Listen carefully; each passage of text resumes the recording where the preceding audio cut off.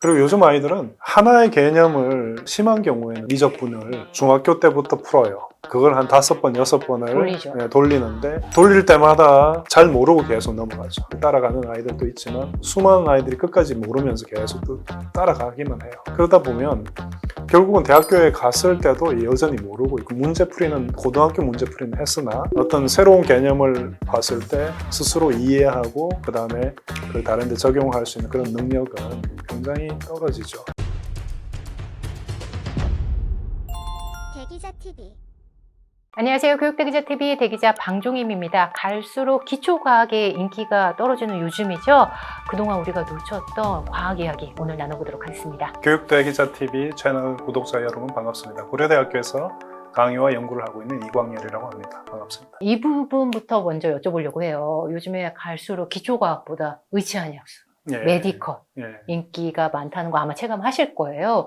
근데 직접 기초과학을 선택한 교수님의 입장으로서 그 부분을 어떻게 좀 생각을 하시는지, 그리고 지금의 만족도 어떠신지 궁금합니다. 그래서 지금 요즘 학생들의 상황하고 100% 일치시켜서 이야기하는 건 좀 무리가 있겠죠. 네. 하지만 제 개인적인 이야기를 좀 한다면은 지금까지 세상에 없었던 이 물질을 만들어내는 게 일입니다. 제 전공에서 요구하는 게 있어요.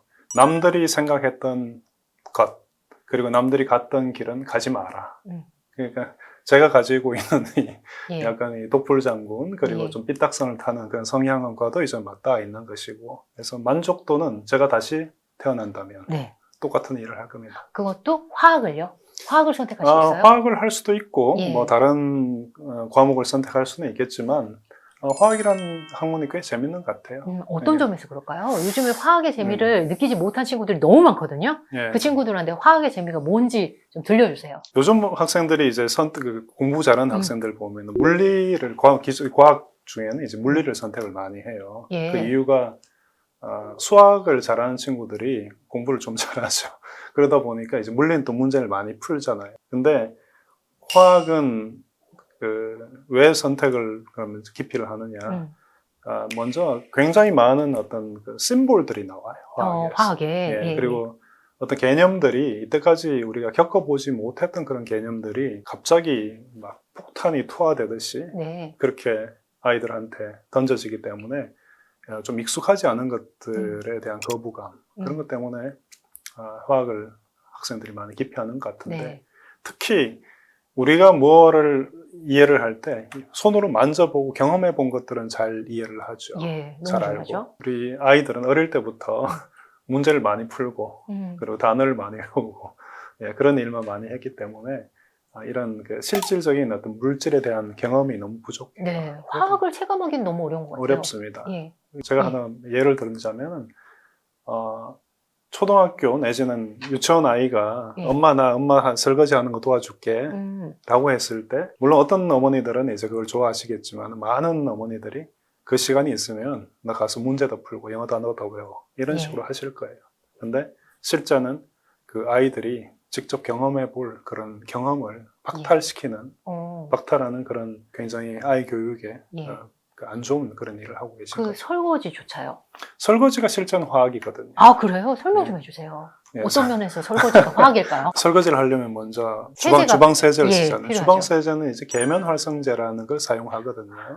계면 활성제는 기름때를 없애는 데 쓰잖아요. 그죠? 기름때를 물에 섞어주는 그런 일을 하는 게 계면 활성제인데, 그게 어떤 식으로 되는지를 자기가 직접 기름을 없애보면 그러면 이게 어떤 식으로 이제 퍼지는구나, 씻겨나가는구나 이해를 할 것이고. 근데 설거지를 하면서 이게 계면 활성제를 연결짓는 게 어려운 것 같아요. 실은 아이들이 어떻게 그걸 알겠어요.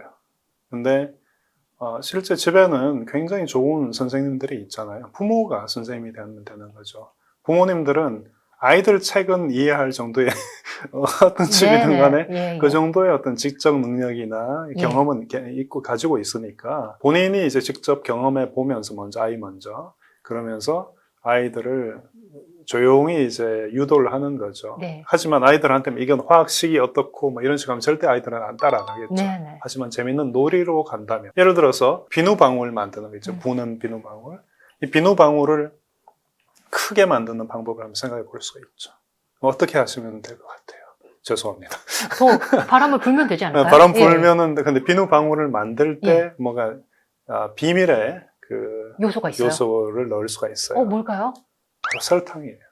아, 정말요? 예, 설탕을 넣어주면은 예, 예. 비누 방울 굉장히 크게 불 수가 있어요. 네. 이유가 뭐냐면은 설탕 안에는 이제 화학이 약간 들어갑니다. OH라는 부분이 있는데 네네. 이 설탕 분자에는 이 OH가 물 분자하고 굉장히 잘 강하게 결합을 해요. 오. 그러면 결국 비누 방울에 계면 활성제가 안팎으로 있고 그 사이에 물이 있는 게 이제 비누 방울인데 네. 요 물이 증발을 해버리면 비누 방울이 터져요. 그런데 설탕이 조금 들어가 있으면 네. 이게 물이 증발이 잘 안 되니까 코팅 같은 느낌이 있나 봐요. 물을 잡아 놓는 거예요. 물을 잡아 놓으니까 네. 비누 방울이 훨씬 더 크게 네네. 잘 불어질 수가 있거든요. 부모님이 약간의 화학적 지식이 있다면 네. 그런 이야기를 해주면 아이들은 오랫동안 그걸 기억을 하겠죠. 아빠와 비누 방울을 만들면서 가졌던 즐거운 기억, 네. 그것과 어떤 지식, 그게 네. 합쳐지니까 얼마나 오래 가겠어요. 그렇겠죠. 같이 해본다면.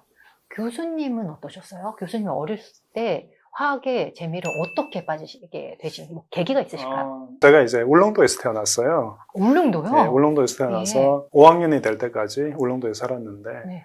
이제 울릉도가 좋은 점이 뭐냐 하면 그 시절은 아무도 공부하라는 사람도 없었고요. 예. 제가 바닷가에 가서 헤엄치고 또 바다 물고기 보고 또 바위 따먹고. 돌조각 예. 이런 것들을 만지면서 이제 책에서 봤던 것을 다 경험해 볼 수가 있잖아요. 그리고 이제 그때는 아주 자유로운 시절이라서 예. 바닷가에 가서 불도 피우고 예, 이런 소위 저지리를 마음껏 해도 예. 아무도 그 나쁜 혼내는 사람도 없고 네. 이러면서 이제 많은 경험을 해볼 수가 있었죠. 대학교를 가 보니까 네. 이제 제가 이제 배우는 그 자연과학부를 들어갔는데 물리, 수학 그리고 화학 세 가지가 제가 그나마 관심이 있는 전공 영역이었는데 네. 그래서 가만히 보니까 수학하고 물리는 네. 이미 굉장히 많은 그런 예쁜 식들이 존재를 하고 있어요. 근데 네. 화학은 좀 뭔가 지저분하고 제대로 안 됐더라고요. 이미 많은 천재들이 이미 다 해놓은 곳은 내가 갈 길은 아니다. 화학을 가야 되겠다. 화학에 가면 좀 뭐 더러운 게 많이 있구나. 지금도 이제 빈 영역들을 찾아가는 이제 그런 일을 하고 있는 거죠. 화학에 대해서 근데 요즘 친구들이 많이 중고등학교 때 전문적으로 이렇게 선택조차 안 하는 일들이 많아서 교수님이 이제 학생으로 가르치면서 만나는 좀 답답함이 있으실 것 같아요. 그런 노래도 있죠. 생지하자. 들어보셨죠? 네. 네. 저기 BGM으로 깔아드릴게요. 네. 생지하자는 그런 노래도 있는데 그처럼 이제 그 물리하고 화학하지 말고 그냥 생물 지구과학을 선택을 해서 수능 성적을 잘 받자 뭐 이런 것인데 학문에는 이제 체계가 있죠. 요즘 굉장히 많은 그 학부모님들이 학생들을 이제 의대를 보내고 싶어 하는데 이 의학이 어디 있는가를 한번 생각을 해보면은 먼저 이제 학문 체계를 생각해 보면 수학이 맨 바닥에 있고 그 위에 이제 물리가 올라가 있고 그 위에 화학이 올라가 있고 그 다음에 이제 생물이 있고 지구과학이 이제 화학에서 뻗어나가고 있고요. 그 생물 위에 이제 의학이라는 것이 존재하거든요. 결국은 이제 이 의학을 잘 하려면 화학이라는 백그라운드가 없으면은 기초 학문이 없으면 생물을 제대로 쌓을 수가 없고 의학을 잘 할 수가 없게 되겠죠. 실제로 그 의대 학생들 이렇게 가르쳐 보면 화학이나 이런 물리를 빠뜨리고 생물과 지구과학만으로 온 친구들은 이제 1학년 때부터 굉장히 성적에서 굉장히 힘든 그런 것을 겪게 돼요. 의대에서 맨날 쓰는 것이 단백질의 아미노산 구조, 그리고 단백질의 활성, 그것들이 하는 일, 그리고 뭐 수많은 그 생리활성 물질들이 어떤 것이 있고 이것들이 어떤 뭐 평형 관계를 가지고 있고 어떤 일을 하는지 이런 걸 배우는데 이게 전부 다 화학이거든요. 물리화학의 기초를 잘 안 쌓고 왔다가 정작 화학과도 화학을 선택 안 한 친구도 있잖아요. 그렇죠. 그래서 그런 친구들은 대학교를 정상적으로 다니기가 뭐 이렇게 좀 오래 걸리죠. 정상적으로 졸업합니다. 졸업은 하는데 다른 친구도 4년에 졸업을 것을 5년 다니고 6년 다니고 해서 졸업을 하는 그런 일이 많이 벌어지고 있어요. 그래서 그동안에 답답함이 좀 있으셨나 봐요. 그래서 조금 일찍부터 화학에 대해서 좀 알려주고자 이번에 화학 관련 교양 입문서를 내셨잖아요. 제목도 참 재밌는데요. 부초가족의 유쾌한 화학생활. 이 책을 통해서 좀 알리고 싶은 메시지가 좀 있으셨을까요? 이 모든 생명 활동은 이와 같이 화학 물질과 화학 반응에 의해서 이루어지는 거죠.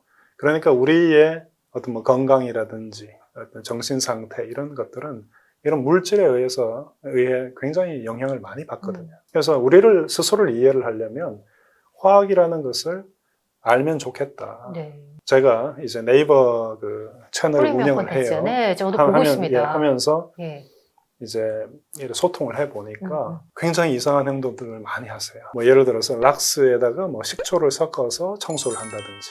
네, 그러면은 이제 염소 기체가 나와요. 화학을 몰라서 생기는 그렇죠. 일이에요. 화학을 모르면서 하다 보니까 그런 건강에 위험한 행동들을 하고, 제가 가지고 있는 어떤 이런 지식들을 조금만 나누어 드려도 삶의 그 질이 있는 것 같아요. 뭐 안전이라든지 또 이 편리함을 제가 향상되어 줄 수 있겠다. 어떻게 하면 이 허들을 낮출 수 있을까? 그거를 고민하다가 웹소설에서 많이 쓰는 대화책. 그리고 캐릭터가 부초가 있잖아요. 그렇죠. 브로콜리하고 초고추장은 우리나라에서는 이 궁합이 좋은, 네, 그죠. 이런 그 서로 다른 개체가 이제 화학이라는 케미를 보여주는 그런 캐릭터라서 이제 선택을 했고, 두 캐릭터가 만들어가는 일상에서의 어떤 여러 가지 에피소드를 보여드림으로 해서 이 화학이라는 것이 동떨어져 있는 게 아니라 우리 생활과 정말 밀접한 그런 관련이 있다. 우리가 놓쳤던 화학을 짚어주시는 이 부분에서 모두를 위한 화학이다. 이 부분이 알면 훨씬 더 삶이 유용해진다라는 포인트를 알려주시는 것 같아요. 좀 예시로 좀 들려주신다면요? 사과를 갈아서 주스를 만들었어요. 그러면 조금 내버려두면 색이 갈색으로 변하잖아요. 왜 이런 일이 벌어지냐를 이제 화학 좀 깊이 얘기를 하면 이런 과일 속에는 페놀이라는 물질이 있어요. 화합물이 있는데 이런 페놀이 산소를 만나고, 그리고 우리 이런 과일 속에는 어떤 이 페놀 산화 효소라는 게 있어요. 이 효소 작용 때문에 페놀과 산소가 만나서 또 이런 것들이 이제 서로 엮여요. 그래서 폴리페놀이라는 것이 만들어지는데 아마 들어보셨을 거예요. 폴리페놀 뭐 와인에 뭐 많이 들어있다 이런 거 들어보셨을 거예요. 근데 이런 것들이 폴리페놀이 만들어지면서 색깔이 이제 갈색으로 변하죠. 그러니까 그럼 막겠다. 주스가 색깔 변하는 거 싫어 라고 한다면은 산화를 안 시키면 되죠. 그렇겠네요. 그래서 이제 우리가 항산화 물질, 비타민C, 뭐 또 구연산 이런 것들을 주스에 조금만 넣어주게 되면은 딱 멈출 수가 있겠죠. 근데 일부러 이걸 유도할 수도 있죠. 산화를. 그러면 색깔이 나오잖아요. 그게 이제 염색 샴푸의 원리잖아요. 많은 분들이 이런 산화는 나쁘고 뭐 이런 얘기를 많이 하죠. 근데 그걸 그렇게 볼 일이 아니다. 산화가 되어서 염색 샴푸라는 것을 제품을 만들 수도 있는 것이고, 산화를 막아서 주스 색깔이 예쁘게 유지되도록 할 수도 있는 거다. 그러니까 우리가 이제 받아들여야 되는 것, 생각해야 되는 것은 어떤 사물에 대해서 옳다 그르다, 좋다 나쁘다로 그렇게 생각하지 말고 이쪽으로 생각하면 좋은 게 나오고 저쪽으로 생각해도 좋은 게 나올 수 있다. 두 번째 얘기를 드려야 돼요. 좋습니다. 대 기자님은 아직은 그 연세가 그렇게 많으시진 않으신 것 같아요. 그래서 그럴까요? 그래서 얼굴에 주름이 좀 많이 생기면 40대, 50대 여성분들이 피부과에 가서 그 주사를 맞잖아요. 콜라겐 주사라는 걸 맞죠. 근데 이제 그 중에 그런 시술 중에 하나가 이제 스컬처라라는 게 있는데, 실제는 그 콜라겐을 주사하는 게 아니에요. 젖산 들어보셨죠? 젖산은 들어봤어요. 젖당이 이제 발효가 되면 젖산이 되는데, 젖산 분자를 여러 개를 이어 붙인 것이 이제 그 젖산 고분자예요. 근데 이 젖산의 고분자를 물에 녹여서 주사를 하게 되면은 얘들이 이제 피부 속으로 들어가겠죠. 그러면 우리 피부 속에 있는 세포들이 이런 고분자 주변으로 모여들어요. 그러면서 이게 외부에서 지금 침투를 한 거잖아요. 그러니까 이걸 막아야 되겠죠. 그래서 얘네들이 하는 일이 뭐냐면 콜라겐을 만들어요. 그러면서 콜라겐으로 이 주변을 둘러싸버리는 거죠. 자, 이제 우리의 목적은 달성했죠. 세포가 콜라겐을 만들게 유도를 했죠. 제가 이제 여기서 이제 얘기 드리고 싶은 것은, 콜라겐을 만들기 위해서 콜라겐을 집어넣는다는 것은 굉장히 단편적인 생각이고, 하지만 이제 우리가 우리 몸에 대해서 좀 더 이해를 하게 되면, 그리고 좀 더 또 엉뚱한 생각을 하게 된다면은 그 젖산 고분자를 이용해서 콜라겐을 만들 수도 있다라는 생각까지 도달할 수가 있는 거죠. 새로운 창작까지 되는 거예요. 그렇죠. 이런 엉뚱함이 예. 우리에게 특히 우리의 예. 미래 세대한테 정말 예. 필요하지 않을까.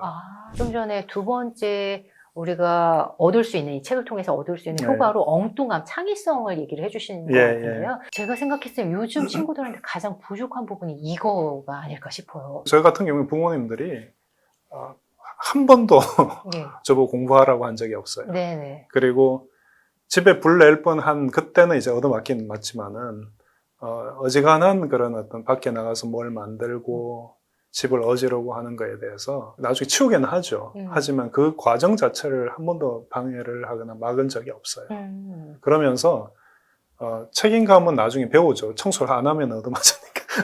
하지만 내가 하고 싶은 걸 할 수 있는 그걸 마음껏 했거든요. 근데 요즘 아이들은 뭘 해볼 수가 없어요.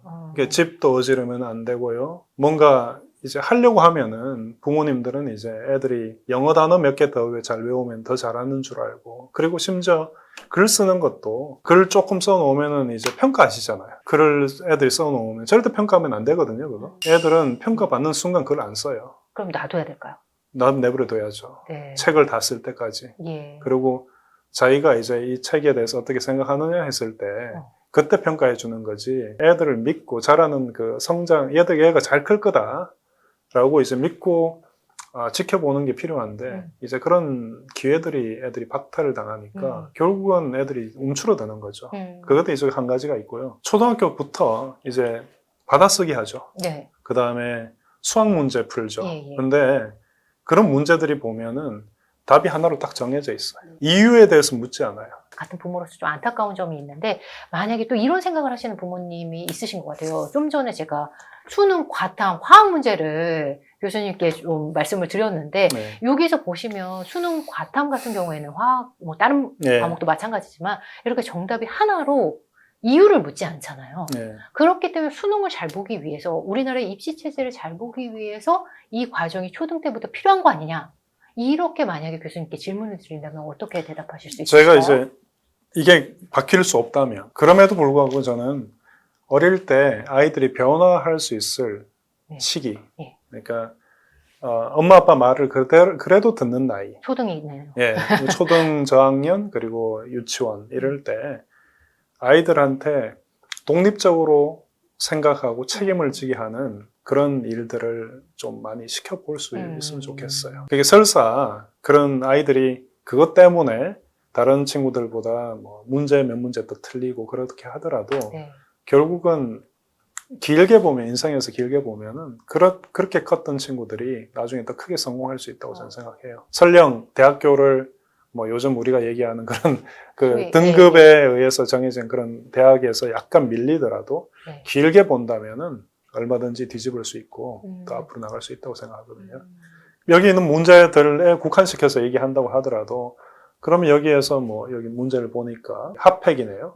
그럼 아이들이 이 핫팩을 뜯어보고 그 속에 뭐가 들어있는지 한번 만져보기나 했을까요? 지금 우리 교육에서 특히 과학을 바탕으로 교육에서 경험이 빠져 있다라는 말씀이신 거죠? 그렇죠. 만져보지 않은 것들. 그러면 경험이 빠진 교육에 젖어들었던 이 친구들을 요즘 들어서 만나면서 뭐 상담을 통해서든 아니면 수업 때 요즘 들어 느끼는 우리 아이들의 좀 답답한 점이 있으셨을까요? 예전에 비해서 많이 경직되어 있는 건 확실히 있는 것 같아요. 어떤 부분 때문에 경직일까요? 중고등학교 때 배웠던 그 양 자체가, 그 분량 자체는 적어요. 요즘 아이들이 공부 굉장히 많이 하잖아요.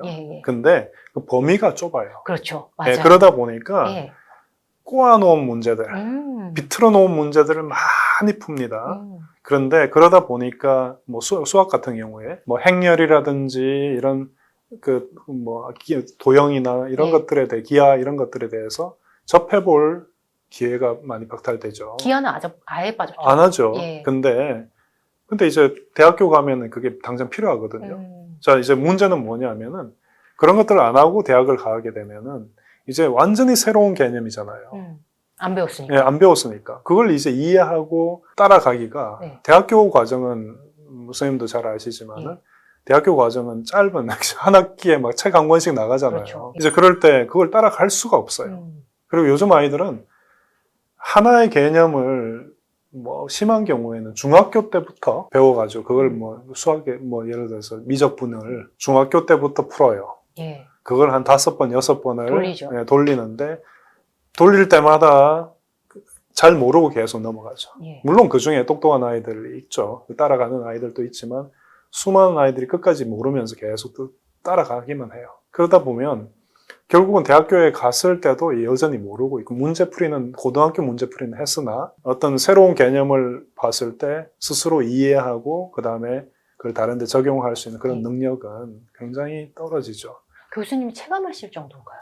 많이 하고 있죠. 아, 그러세요? 왜 그러냐면 예. 보세요. 학원에 가면은 학원 선생님들이 뭐 훌륭한 학원 선생님들 계시겠지만은 학원의 가장 큰 지상 과제는 성적 올리는 거죠. 그렇죠. 그래서 문제 푸는 기술을 가르쳐 주는 게 학원이지 이게 원리가 이렇게 돼서 이게 이렇게 돼서 이렇게 된다라고 하나하나 쌓아주는 곳은 아니거든요. 그럴 시간이 없고 학원은 그렇게 해서 장사가 잘 되는 곳이 아니잖아요. 그러다 보니까 아이들이 생각해 볼 시간이 없어요. 책을 스스로 읽고 어떤 개념을 읽고 이건 이렇게 되는 건가, 정의가 있고 그 다음에 적용을 하는데 그걸 한 번이라도 자기가 깊은 고민을 해보는 그런 시간이 없는 거죠. 그러다 보니까 성장을 못 하는 거예요. 문제문은 수없이 풀었으나 정작 중요한 질문은 던질 줄 모르고 그리고 그걸 이해하는 능력도 많이 연습을 안 해봤기 때문에 요즘 아이들 굉장히 똑똑하거든 실제. 그 똑똑한 아이들을 똑같은 문제를 수없이 비틀어서 치게 하고 이렇게 되다 보니까 제가 화가 좀 나는데 어쨌든 이렇게 가서는 안 될 것 같고요. 결국은 그런 교육을 계속 받고 오니까 대학교에 와서는 터지죠, 이게. 아이들이 뭐 어떤 문제가 있냐면 일단 많이 모른다. 그리고 새로운 개념을 줬을 때 빨리 스스로 공부를 못한다는 거. 그 다음에 많은 양을 줬을 때 그 중에 중요한 부분을 캐치를 하고 정리하는 능력이 일단 부족하고 요즘 학생들은 교환 안 주면은 강의 교환 안 주면은 스스로 정리할 줄 몰라요. 그거 정리해 주세요. 그러면 대부분의 학교들이 다 하고 있을 거예요. 와, 예. 그리고 제가 알기로는 대치동에 대학생들도 많이 온다고 그러더라고요. 배우기 위해서. 네, 그러니까 이제 그렇죠. 예, 원리를 못 배워서 대학교 갔는데 고등학교 와서, 수업을 듣더라고요.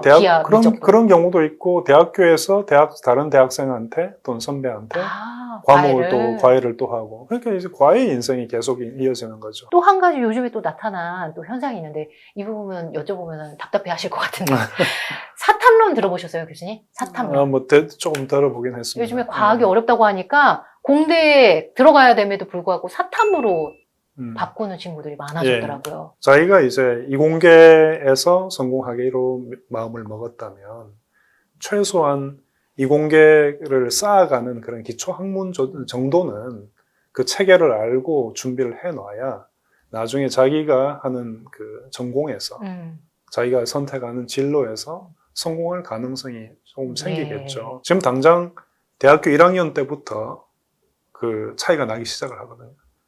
그러면 대학교 마칠 때까지 물리, 화학을 했던 친구들은 못 따라가요. 따라갈 수가 없어요. 애시당초 사회나 뭐 경제를 했던 친구들은 과학이나 이런 데서 따라잡을 가능성, 자기가 이제 좀 진다고 생각해서 밀린다고 생각해서 그걸 선택을 했기 때문에 정작 이제 그 주 과목에서 경쟁을 하게 되면 안 그래도 밀리는데 이미 준비도 안 돼 있는 상태죠. 과학에서 물리, 화학 또는 그것도 아니고 생물 지구과학조차도 못하겠다고 생각을 한다면 이공계 진로를 선택하면 안 되죠. 감사합니다. 네, 이광렬 교수님의 조언이요. 공학에 대한 오해와 진실을 좀 가려주신 것 같습니다. 장시간 함께해 주셔서 감사합니다. 네.